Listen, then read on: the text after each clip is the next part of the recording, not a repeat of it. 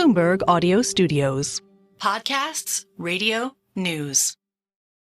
Hello, it's Merryn Somerset Webb here. This week, a really fascinating conversation with author and professor Alex Edmans. I really like Alex. I've heard him speak a couple of times. I've wanted to have him on because there's so much misinformation, so much bias out there, and he's written a fabulous book called May Contain Lies, How Stories, Statistics, and Studies Exploit Our Biases and What We Can Do About It. I mean, these days it probably should have been called Definitely Contains Lies, but we'll come to that.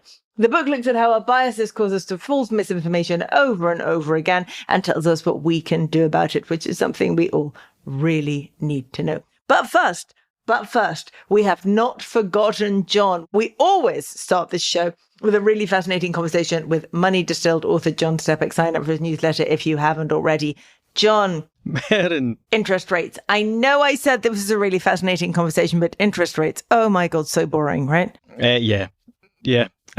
The Bank of England just made its latest rate decision and everyone was getting so excited because it's May and it means you get a press conference and you get a monetary policy report and loads of new forecasting.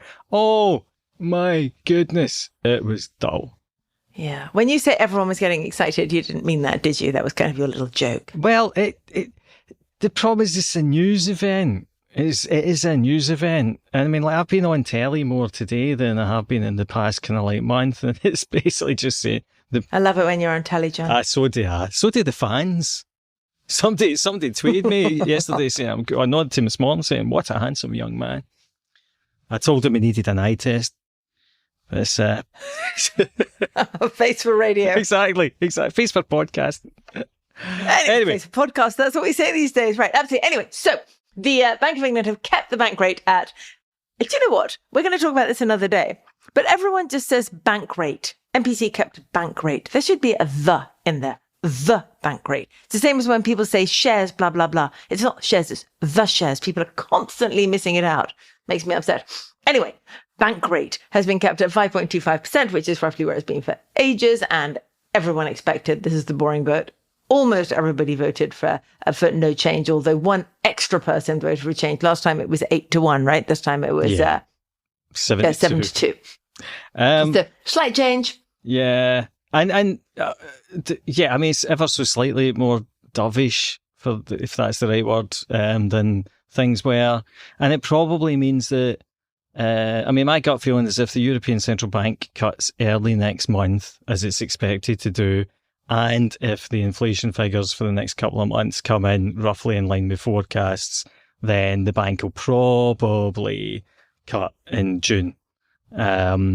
But obviously that's contingent on those things. I think they'll just want to cut at the same time as everyone else, except the Fed, who are now in their own little kind of world of US exceptionalism. Although we'll see how long that lasts, because the jobless figures were actually worse than expected today as well. It's quite sweet, isn't it? They just want to cut at the same time as everybody else. One would hope they'd go for that independence thing.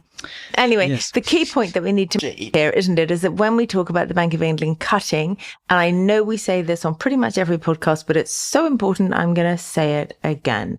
When we talk about the Bank of England cutting rates, we are not talking about them cutting rates from 5.25% to anywhere near 2% or 1% or anything like that. Remember that with inflation where it is now, what is inflation at the moment? Well, it's 3.2, but it'll probably be 2.1.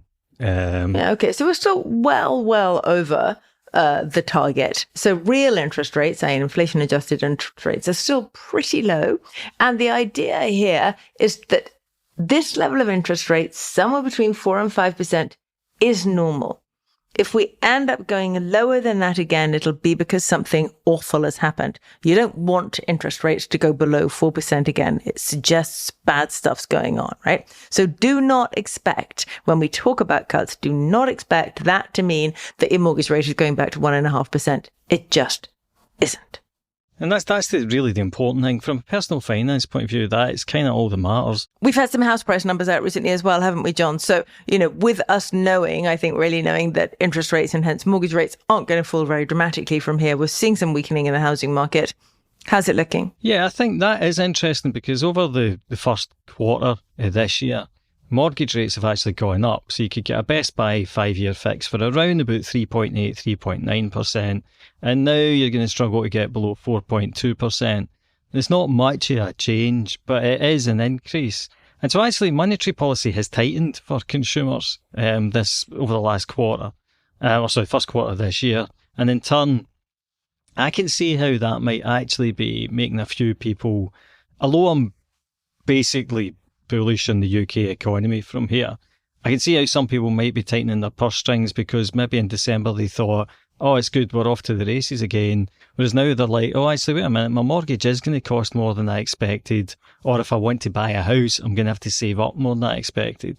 And yet again, it's another example of the kind of housing market in this country being a complete capital sink and something that we should try and get away from. But I could see that might have dented consumer, kind of confidence and increased their propensity to save a bit. But we'll see how that goes for the rest of the year. See how that goes. All right, we will be coming back to the subjects of interest rates and the subjects of house prices over and over and over again over the coming months. And of course, it is yet another area where you can look at the statistics and you can make them tell you anything you want. Welcome to Merryn Talks Money, the podcast in which people who know the markets explain the markets. I'm Merryn Somerset Webb. On to Alex. Alex is a professor of finance at London Business School. He has a PhD from MIT as a Fulbright scholar and was previously a tenured professor at Wharton and an investment banker at Morgan Stanley. Impressive stuff. We discuss his latest book, May Contain Lies, How Stories, Statistics and Studies Exploit Our Biases. Now, what we're going to talk about today is a huge variety of things, but you've got this great new book out. It's called May Contain Lies, How Stories, Statistics and Studies Exploit Our Biases and What We Can Do About It. I mean, I think we probably all know that we're being exploited along the way with all sorts of, misinformation, but misinformation is really just an opinion with numbers, isn't it? It is. So misinformation, often people think it's about getting the facts right or wrong. So there could be an absolute factual mistake or incorrect statement.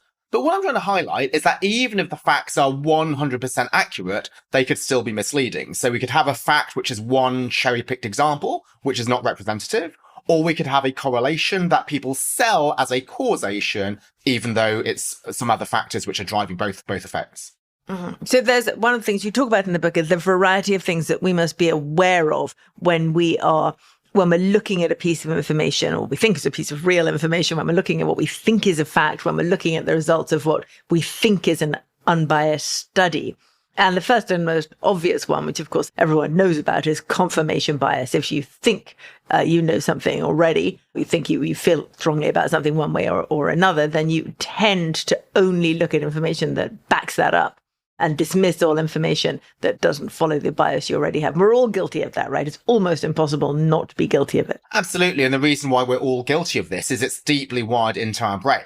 So if we see something that we do, then it releases dopamine in our brain. It just feels good. So we don't want to question it. We want to shout it from the rooftop, share it with other people without even checking the methodology. But if we see something we don't like, this triggers the amygdala. That's the part of the brain that induces a fight or flight response. So we respond to information we don't like as if we're being attacked by a tiger. We might not even read it, or if we read it, we might read it with the mindset of trying to pick it apart. So we respond to information based on its appeal, not its accuracy. Okay, so when we try and fight confirmation bias, we're fighting the chemicals in our own brain at the same time. So it's really hard. So then you go on to talk about how the first part of this is biased interpretation. We look at information and we're going to interpret it in the way that we want to interpret it. Then we get on to blinkered skepticism, motivated reasoning. And I want to talk about those two parts of it a little bit. It's interesting because one of the points you make is that I would instinctively believe, and I think most people would instinctively believe, that knowledge helps you overcome this stuff. And we're constantly being told, aren't we, on the internet, on social media, to educate ourselves, as though the more we learn, the more we understand, the more capable we will be of preventing ourselves falling prey to our own confirmation bias. But in fact, what I've learned, or I think I've learned from the book, is that's not actually true. Knowledge can be even more dangerous. Absolutely right. And this seems quite strange because you might think the more knowledgeable you are, the more likely you are to spot some mistakes. But unfortunately, what the evidence suggests is that we deploy our knowledge selectively. So if there's a study whose findings we don't like, we can come up with all sorts of explanations as to why it might be correlation without causation, why there might be methodological mistakes in this. And this is indeed what I see on LinkedIn. So if I share a study that people don't like the sound of, there's no shortage of comments as to why this study might be flimsy, but we deploy our knowledge only selectively. So when there's a study that we do like, we latch onto this and we accept it uncritically. Yeah, so we use the knowledge that we do have to pick holes in the opposite argument rather than to pick holes in our own biases. Unfortunately, yes. And again, why is this? Because it makes us feel good. If indeed we're using our knowledge to make ourselves feel good, we'll use this to try to cancel a study that would otherwise trigger our amygdala. And if it's a study that releases dopamine, then we will just accept it. And we might come up with all sorts of reasons as to why this is a rigorous study. So this is really important because many listeners might think, okay, there are all these basic mistakes. You might think of really flagrant examples of misinformation, like the gentleman who drank fish tank cleaner because apparently Donald Trump recommended chloroquine as a cure for the coronavirus. You might think, okay, we're not going to make big mistakes like that. But unfortunately, some of the major mistakes are made by some of the most reliable, one of the most senior people. One example might be the decision to invest in Theranos. So the investors include people like George Shultz, the former Secretary of State. These are people who got to the top through a lifetime of checking the facts. But when you get a story that people want to be true, this charismatic visionary who dropped out of Stanford to triumph in a man's world, and also not just to make money, but transform people's lives by diagnosing a lot of illnesses, people just believed it. They gave Theranos a $9 billion valuation without even checking whether the technology worked.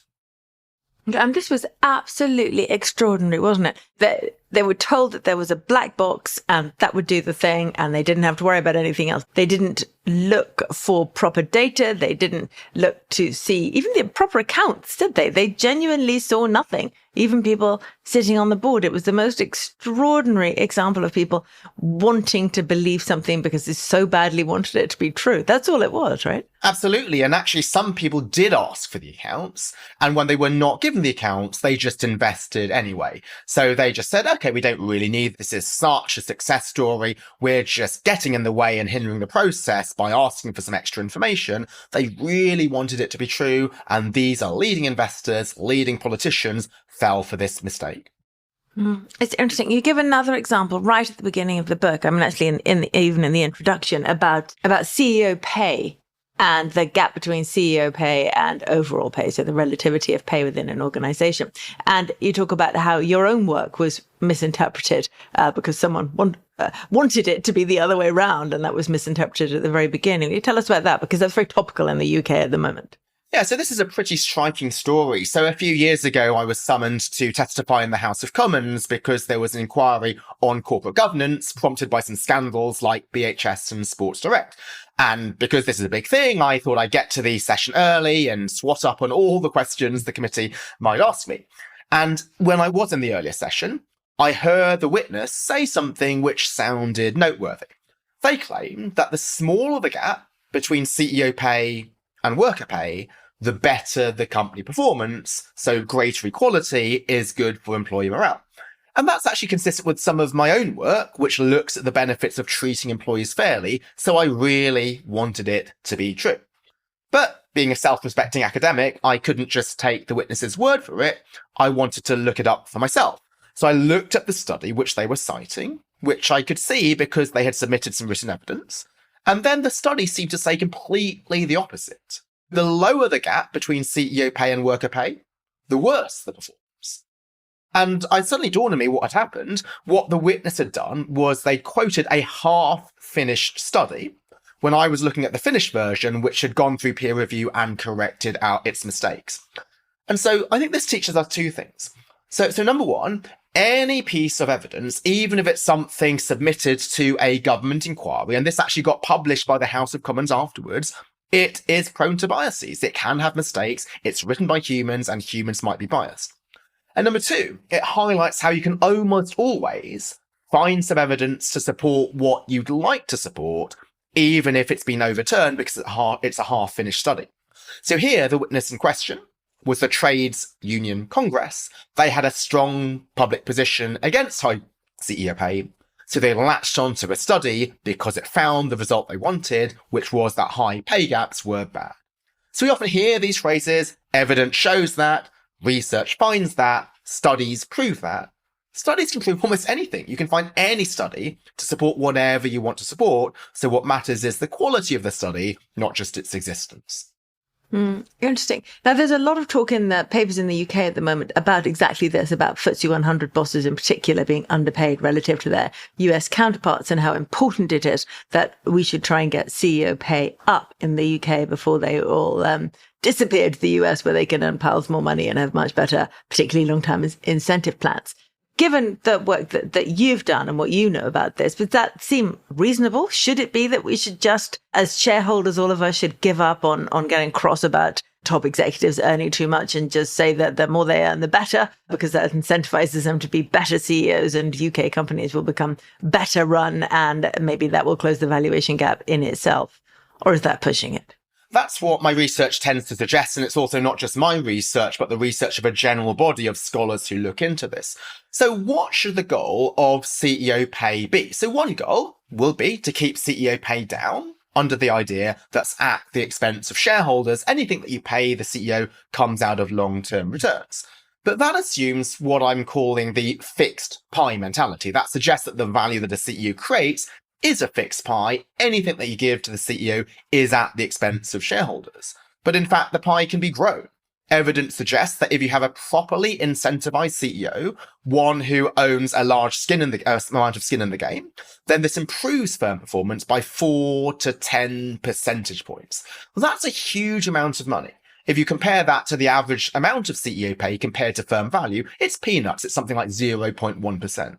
So really the goal of pay design should be to encourage the CEO to create long-term value, to grow the pie, not so much to cut the level of CEO pay. Now, detractors will argue, well, why should... So can I just go back and ask you, when you give us that number, over what time frame do you mean 4 to 11%? And what does long-term mean in this context? So this is per year. So what the study did was it looked at a set of companies where the CEO owns a large stake in her firm, and they looked at companies where the CEO owns little stake in the firm, and what they found is that the former beats the latter by 4 to 10 percentage points per year, and they do further tests to suggest that it's causation, not correlation. So this is annual outperformance. This is big. It's much bigger than how much money you could save by cutting the CEO pay a little bit. Mm-hmm. Okay. And it couldn't possibly be the case that when a CEO is doing really well, that's the opportunity for him to go and ask for one of these incentive programs that will make him a fortune. So it's the doing well that brings on the incentive rather than the incentive that brings on the being well. Do you see what I've learned from your book already? There's literally nothing you can say that I'm not going to find some way to come back at. Absolutely. And it's great that you're skeptical because, again, with any study, we might try to interpret it consistent with our biases. And if our view is that CEOs deserve their high pay, then we might latch onto that explanation. But as you say, Merryn, there's an alternative explanation. Maybe the CEO knows how well her company is going to perform. And when she knows that the company is going to do well, she goes to the board and says, hey, pay me with some stock. And if she knows that the company is going to do badly, she goes to the board and says, pay me with cash instead. So then it's future performance that drives current pay rather than current pay that drives future performance. So how does the study try to disentangle this? What they look at are settings in which CEO pay is much more important for incentives because the CEO might otherwise slack off. So those are companies where there's little institutional ownership, so you don't have shareholders monitoring the CEO. Those are industry where there's little product market competition. Those are also poorly governed companies. Those are the cases in which the link between CEO pay and long-term future performance is strongest. And that suggests that it's CEO pay which is causing the outcomes rather than just being predictive of those outcomes. Alex, I wanted to ask you while we're on this kind of confirmation bias conversation about diversity, which is something you've also written about a lot. And it's another place where a lot of people have fallen down over the last decade or so, of wanting so much for it to be true that if a company has a more diverse hiring policy or if a company has a more diverse board, that they will automatically do better. And so we've seen a lot of studies that have come out saying, look, companies with diverse boards perform, be it gender diversity or ethnic diversity, perform better than companies that do not. And we've all really wanted to believe that. But in fact, it turns out that there's very little substance behind that. Is that another example of where we've gone slightly wrong in wanting something to be true so much that we perhaps adjust our research or our beliefs to let it be true? It unfortunately is. And I think the desire to show a positive link between diversity and firm performance is so strong that the mistakes in these studies are even more basic, yet people lap them up uncritically. And I'm an ethnic minority myself. I would love to believe the results, but unfortunately they make the most basic errors. As you say, Merryn, there's no shortage of studies claiming that there's a proven, indisputable relationship. McKinsey had a series of 3 studies, Diversity Matters, Delivering Through Diversity, and Diversity Wins. The last one said the business case for gender and ethnic diversity in top teams is stronger than ever. And then they doubled down. They released another study last year saying diversity matters even more, the diversity premium is even greater. Recently, the Financial Reporting Council, so this is the regulator, so what they put out matters. It might also affect laws. They interviewed some chairs, and one said there have been enough reports, statistics, and evidence-based research to stop talking about it and get on with it. Another chair said, I don't want to see any men. I don't care if they're Jesus Christ. I don't want to see that. There were those strong statements. What did the report actually find? So for the Financial Reporting Council report, what they did was they looked at 90 different tests relating diversity to firm performance. They concluded that higher gender diversity is positively correlated with better future financial performance. Not a single of those tests found a positive result. So they basically just claimed a result that wasn't there. And there are tons of headlines in newspapers and also by organizations promoting this result, heralding this result, but without even checking the tables in the own paper to check whether they gave the results that were claimed. So this is not even something about correlation versus causation or quibbles with the methodology. Even if you believe the methodology is 100% accurate, it did not deliver the results the FRC was claiming. And with McKinsey, there's a whole host of problems with their studies, one of them being that they look at diversity in 2022 versus financial performance in 2017 to 2021. So if there is any relationship, it could be financial performance that leads to diversity rather than diversity leading to financial performance. So with these basic errors, you might think, number one, why would these organizations put up such studies which expose them to reputational risk? And number two, why do people fall for it? Why you put out these studies is because this gives a result that people want it to be true. They probably won't notice these mistakes, and you're going to boost your reputation because that is something which gives you a good image if you're seen to be a proponent of diversity. And then why do people want it to be true? And these people could be boards, these could be investors, because they would like to believe that diverse organizations are better off. If they are voting for particular directors who are female or ethnic minorities, they want to believe they're doing well and doing good. And also it's easy, right? It suggests that all they need to do to assess whether a director is good is to look at his or her gender and ethnicity. They don't need to bother assessing their cognitive diversity, skills, anything else. We can reduce the humanity, the totality of a person to just their gender and just their ethnicity. Is there evidence that if we test for cognitive diversity, we can see improved financial performance at companies? Fortunately, the measures of cognitive diversity are rather situation specific. So cognitive diversity is your thinking style. And so there are some tests which are pretty well respected in the academic literature, which look at interpreting, say, visual information. But that might not be so important in a boardroom because it might be that you're looking at financial information or discussing strategy. But what I do with some other co-authors in another paper is I look at diversity, equity, and inclusion. So what this looks at is not just cognitive or demographic diversity, but do you make people feel valued? Do you have a corporate culture that encourages dissent? And what we find is two striking things. Number one, demographic diversity bears almost no relation to this broader measure of DEI, suggesting that all of these measures that investors and boards are focusing on, they are shooting at the wrong target. What people are assessing companies on the basis of is actually unrelated to what really matters, true DEI. And the second result is that, confirming earlier papers, we find no link between demographic diversity and firm performance, but we do find a link between DEI and better future financial performance, again suggesting we need the broader measure, not the simple box ticking measure.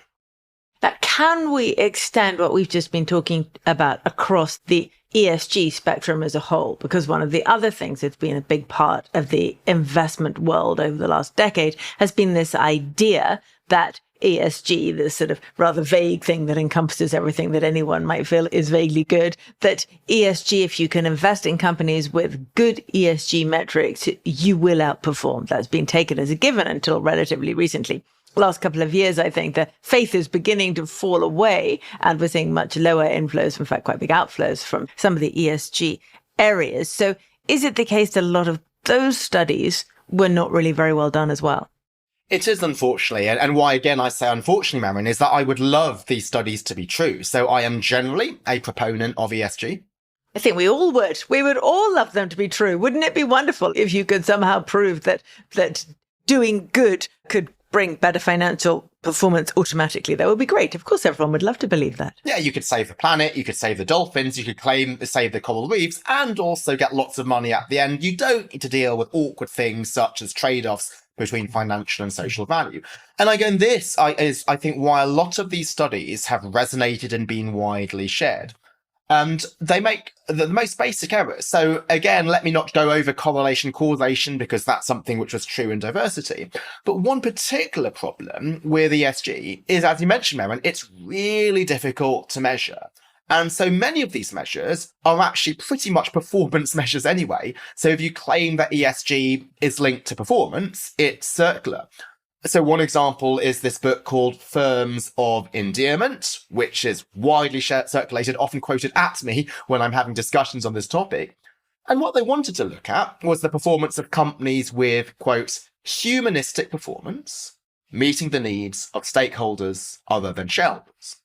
But if you look as to how they identified those companies, what they did in their own words was ask people, tell us about some companies you love. Not just like, but love. But what are the companies that people are most likely to love? These will be just highly successful companies. So people might say, we love Amazon. It's a customer-centric company. We might love this company if we're an investor. One could argue, is this actually positive for wider society? I know there's a lot of concerns about Labour, for example. But if you're asking people to find companies based on whether you love them, then a successful company will be part of the bucket. And so this is something known as a halo effect. So if you're asking people to report what companies they like, even if you explicitly say we're trying to look at conscious capitalism or ESG, they're going to find successful companies. And so basically these papers find successful companies are successful. And then you have all of the other problems that we've discussed with correlation causation, but in a different way. One of the other concerns will be, if ESG outperforms, how do we know it's ESG? But not something else. So in the pandemic, you saw ESG stocks outperforming, but as you highlighted in your own work, Merryn, so these could just be some tech firms beating fossil fuel companies. This is just a sector effect, nothing to do with ESG in particular. Yeah. The other thing that the whole ESG conversation does is plays into another part of your book where you talk about black and white thinking. And one of the problems that we've run into with getting ESG involved in the conversation about investing is become very black and white. And again, that feels like it's beginning to fade away. For example, there was a period when anyone who was even faintly ESG orientated wouldn't dare to dream of investing in anything to do with the defense industry. But obviously we've become much more nuanced in our thinking around that over the last couple of years. And it's the same with fossil fuels, right? So actually probably still, most people with an ESG label will not want to be invested in the fossil fuel industry. But of course, there are a lot of grey areas here, right? So we fall into this fallacy. Is it a fallacy, black and white thinking? Very much when we get involved in talking about ESG. Absolutely. And I think black and white thinking can be applied in 3 different ways when it comes to ESG. So one is viewing some industry as always good or always bad, as you've highlighted. So previously, defense was seen as always bad. And then now people realize that it's actually not, as it's much more nuanced than that. The same with fossil fuels. But again, it's easy if we viewed an entire sector as being bad, because that just makes the decision problem simpler. For a sustainable investor, you just ignore a particular industry without having to consider particular nuances. The second way in which people can think in black and white terms is they think that more is always better. So if ESG is a good thing, then the more green you are, the better the financial performance, and so we want to buy the most highly rated companies. But this is not true, right? Anything else in business or economics has diminishing returns. More investment is not always better because you could be engaged in unproductive evidence. But because ESG has this halo around it, people think it defies the laws of gravity, or at least the laws of basic economics, that there is no such thing as diminishing returns. And the third issue is that people believe that ESG is one big homogenous entity, so that we can treat everything within ESG as being always good. So why did I get into this topic myself? One of my early papers showed that companies that treat their workers well do better. And that was interpreted as an ESG paper because taking care of your workers is believed to be sustainable. However, people then said, this guy Alex Edmans has proven that ESG pays off. But I hadn't done anything of that sort. I'd looked at one specific dimension of ESG, which is human capital and corporate culture. This did not mean that Catholic values or biodiversity impact or all of these other factors necessarily outperform. You do need to have separate studies on those topics rather than believing that everything is under a single umbrella. Okay, so based on your research so far, what is it that makes a company outperform? What are the factors that you believe from your work so far that will really cause a company to do better than other companies? It's investing in assets that are financially material. Why did I look at employee satisfaction in my paper? This was, I believe, that human capital to be a really important driver of financial performance. My first job was at Morgan Stanley. And that was a job in which really corporate culture shouldn't matter. Right? As a 21-year-old analyst, you should be motivated by the bonuses, the prospect of promotion. That was massive for a 21-year-old. But that wasn't enough. How your boss treated you, small things such as whether you were taken to meetings, that made a huge impact. So when I got to MIT and did my PhD, while everybody else was looking at tangible drivers of performance, such as plants and machines and buildings, I wanted to look at the human factor. So that was something where there was business logic for why that might lead to outperformance. But for other ESG factors, the business logic might not be so clear. So why might Catholic values lead to outperformance? That's not as logical. Or another thing might be that certain ESG factors are good for wider society, but they're not necessarily material to the company that's responsible. For example, if you think about climate change, a company that reduces its carbon emissions, they're doing good stuff for wider society, but in the absence of a carbon tax, it might not be that the company ultimately will be benefiting from its investments. Now, when I talk about financial materiality, people don't like this because they say, well, isn't that a bit instrumental? Only if you do things that are ultimately good for the company will this lead to enhanced returns. But this is what the evidence is suggesting. And this is also what business logic suggests. It's not that you can do good indiscriminately and then trust good karma to allow this to bounce back and show up in long-term profits. Can I ask you about where you think we're making the biggest mistakes at the moment? What are the things that we believe, that we want so much to be true today? And we've talked about quite a lot of the things, but is there anything that we haven't talked about that we so much want to be true that we've all convinced ourselves it is true, but there is no genuine evidence of? Is there anything new coming onto your radar where you're thinking, actually, no, maybe not? Yeah, so unfortunately that these issues are way beyond business and investing. So we've talked about business and investing examples given the audience, but the idea of misinformation can spread to just daily life.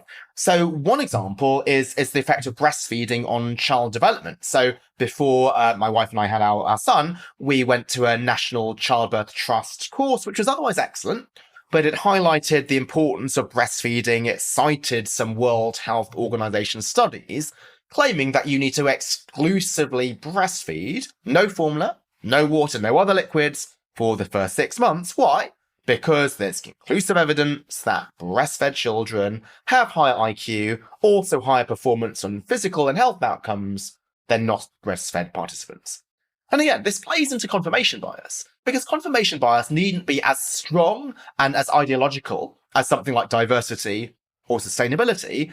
Even a small hunch that something natural is better than something man-made, that can be enough to trigger our biases and mean that we don't question it.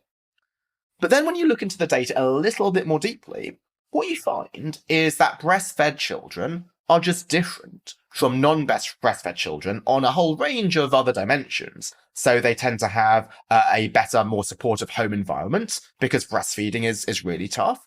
The mother tends to be older, be higher IQ herself, be a higher income. It may well be when the mother goes back to work, if you're an executive with a pumping room and a fridge, then you can pump milk. Whereas if you're working in a factory, that's more difficult. So why might this be so damaging? Because if we give the message to mothers that you're a bad mother if you don't exclusively breastfeed, this guilt trips mothers into a feeding method which is very demanding. It means that fathers are not able to participate and to share the load. And it can well be that even if you use breastfeeding as the primary method, which is what my wife and I ended up with, we could still use the bottle from time to time because the evidence suggests that after you control for parental background, there is no clear relationship anymore. I think our listeners are going to be really grateful for that one. Now, listen, tell me, where do you think the ESG juggernaut is going now? What I'd like is ESG to completely disappear. Now, that might seem a pretty radical suggestion, but I wrote a paper about a year ago called The End of ESG. And so why did I call it The End of ESG? Not because I'm a massive ESG detractor, but I highlighted two things. First, the end of ESG as a niche field. So on the one hand, there are some people thinking that ESG should only be of interest if you run an ESG fund.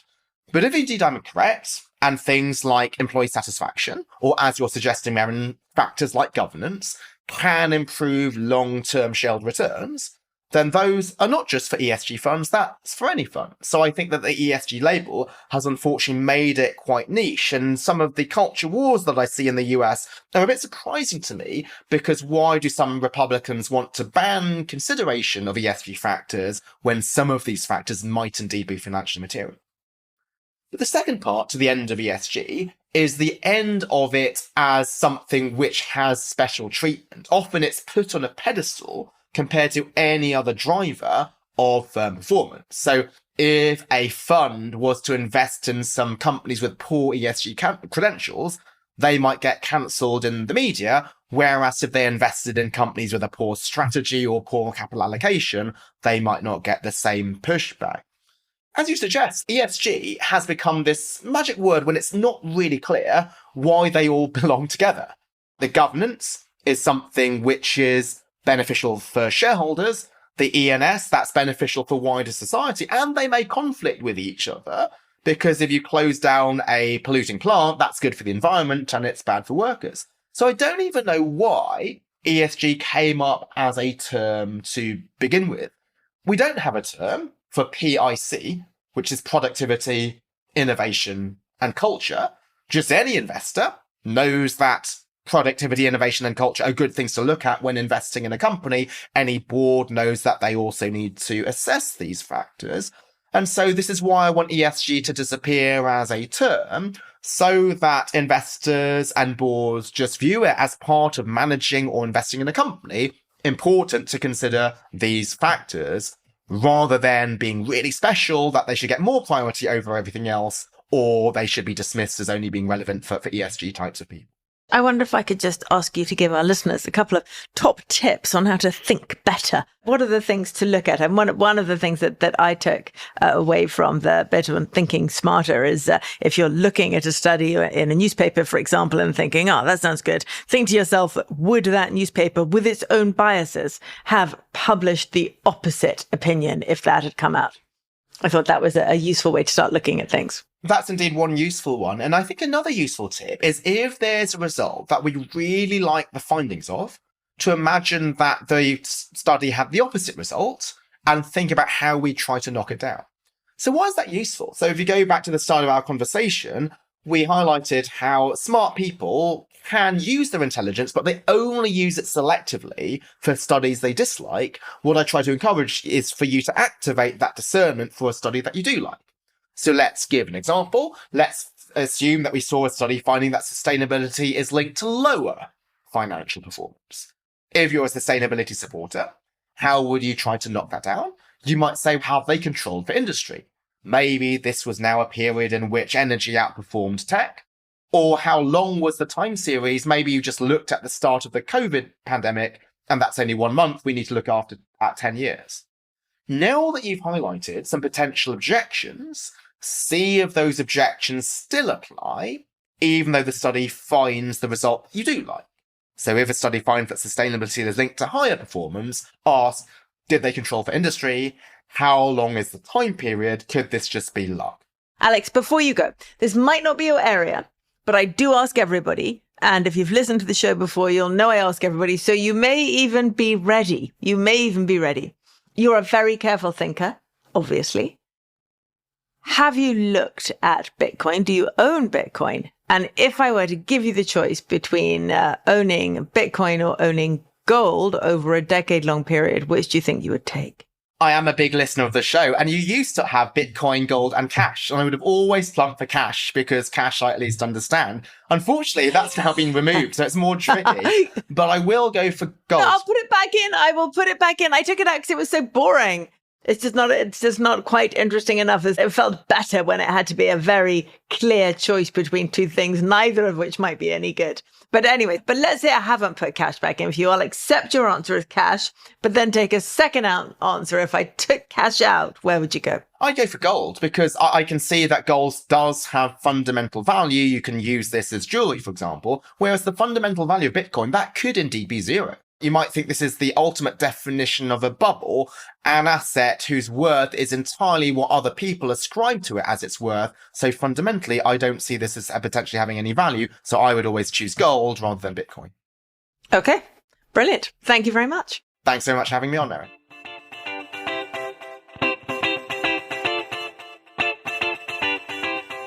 John, I love this one. Don't you want to just get Alex to look at absolutely every statistic you've ever believed and tell you whether it's real or not? Oh yeah, definitely. Can we get him programmed as like a chat GPT or something like that? Or maybe what we need to do is have an Alex section at the end of every podcast where we say to him, that research report into immigration, was it true? Was it true? That research report into XYZ, is it true? Life would be so much easier. That's a very good idea, and I think he needs the exposure. We can but ask, John. We can but ask. Anyway, what did you think was the most interesting bit in here? Oh, look, I thought it was all interesting. That wasn't supposed to be a trick question. No, I know, but if I'm honest, the bit that caught my eye was the same bit that I think caught your eye, which was the bit about breastfeeding. And I think that from a public service point of view, as parents of grown-up-ish kids, I think it is worth us just hammering that point home. See if you're a new parent or you're about to be a new parent, don't panic about the breastfeeding. It is not worth sweating over. Your kids are going to be okay if they have some or even all formula milk. And better yet, it enables the guy to actually feed them at night. So, don't be bullied by the NHS. I have to point out to you, John, as I did to Alex, this is not a core topic for this podcast. It's not, but honestly, it's just really important. And at least some of the people who are listening to us are going to be in that position. So I just want them to know, don't sweat it. And now we can shut up about it. And as I say, I wish I'd known. But when I said to Alex, are there any great untruths being told out there at the moment that we should know about? I was expecting him to come up with something, massive and financial, something about inflation or something about the way we calculate GDP or something about, how it isn't true that passive outperforms active. I don't know, something like that. And then suddenly out of the blue comes breastfeeding. And actually, to be honest, that's a hell of a lot more useful. I think, though, the key things that illustrates his point, there's... If people want to believe something, then they will project so much meaning onto very tenuous data.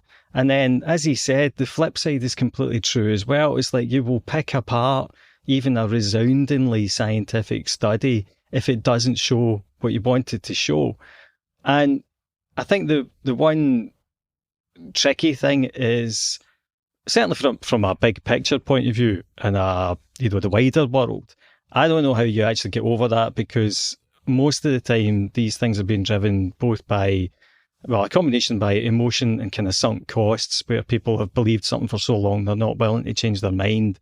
And then there's usually a hardcore of bad actors with malincentives who are constantly pushing the more extreme case of whatever it is that's not true or possibly not true. So I think the only takeaway from that is look at the incentives. Like, why am I being told this, and why am I being told this now, is a more useful thing to ask yourself about basically any study than to necessarily be trying to then delve in and interrogate exactly, whether the correlation coefficient is significant or not. Yeah, I mean, the thing that I think I found most interesting when I was reading the book, and then when I asked Alex about it, was this idea that more knowledge doesn't help. Because certainly I think most of us believe, we know we have biases, right? We know we do. But I think we believe that if we learn more about a subject, if we try and understand things better, if we listen to other people speaking, if we, as they say on the internet these days, educate ourselves, we will become less biased. We'll understand more. We'll be better people, and we'll be able to have a more nuanced view of things. And Alex's explanation of why that is not the case, and how, in fact, the more you know about something, the more biased you can become, because the easier it is for you to pick holes in the other side arguments. Now, that I found genuinely frightening. Yeah, and I think it's very obvious as well, because if you look at any contentious issue, the smarter the person put in the opposite case, the more arrogant they tend to be. And often the problem is that that rubs up the people on the other side of the argument the wrong way, and hence you get extra polarization. I think often intelligent people don't actually communicate very well their points of view because of that added kind of arrogance. But from an investment point of view, to kind of drag it back to that, given that we know, given that we know that we've got biases, right? I mean, how do you counter your confirmation bias when it comes to looking at investment? Oh Lord, I know. I just stick with them. Well, no, right. I don't. I mean, this is it doesn't matter. Yeah, I just stick with being wrong. No, I mean, it is a really interesting one, because our job is to try and look at these things in as neutral way as possible. And I know, for example, that I am biased towards gold as an inflation protector over, for example, Bitcoin or anything else. And I know that I have a legacy need to believe in active fund management. And, I know that I have a legacy need to believe that the cost of a financial instrument is the most important thing about that instrument. And a few things like this. I know that I have these biases. What do you mean by a legacy need, out of interest? Well, I suppose because I started my career as a stockbroker, I guess, working in that business, picking stocks, telling fund managers which stocks they should buy to help them outperform, etc. That's where my financial market training comes from, that environment. And so I think everyone who's ever worked in the active side of the business, pretty much before passive even existed, you want to believe that what you did was worthwhile, right? You want to believe that. And you want to believe as well, or I want to believe, that all these incredibly intelligent, intellectually exciting people that I speak to in the fund management industry, I want to believe they add value. I do. And I'm writing a column at the moment that almost definitively proves it. In the main, they don't. I mean, I don't know if you saw the private investor index that was out earlier this week, which tracks the performance of the individual investors at Interactive Investor. And, just imagine, this is what I'm writing at the moment, just imagine that you're a fund manager, right? You've been doing this for 20 years, maybe more. You're really good at it. You think you're good at it. You've done thousands of company meetings. You've spoken to thousands of brokers. Maybe you even got a CFA, right? That's 300 hours of study per level with a 40% pass rate. Maybe you did all this stuff. And guess what just happened? You got outperformed by a 24-year-old on a retail platform who doesn't know what a PE is. How's it feel? I don't want that to happen to all those nice, clever people I know in the fund management industry.